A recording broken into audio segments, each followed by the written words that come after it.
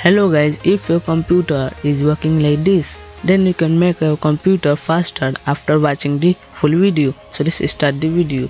So first open the setting and click on the system button and then click on the about button in the bottom of the window and then click on the advanced system setting. After clicking on it, click on the setting and adjust for best performance and then click on the apply button and click on the advanced button and then click on the change and click on the customize size and put value as per information given in your screen.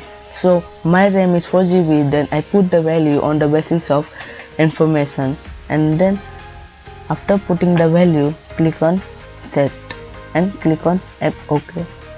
After clicking on it, click on OK again and then click on OK after again and restart your PC. After the restarting, click on the storage files in the home setting and turn on the storage sense and click on the configure storage and change the run storage sense into everyday and go back to the home and then click on the privacy button. After clicking on it, scroll down and click on the background apps and turn off all the unwanted apps.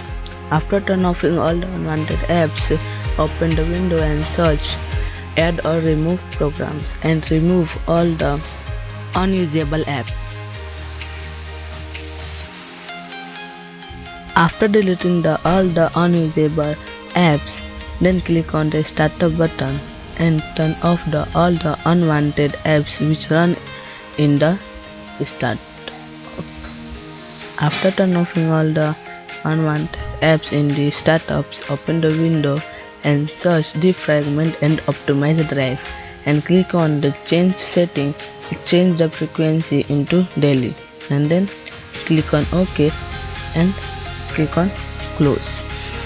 After clicking on it, open the window and search for edit power plan and open it and then click on the power option and choose the ultimate performance, and if it is not showing then show additional plans, click on it and click on the high performance and close the window.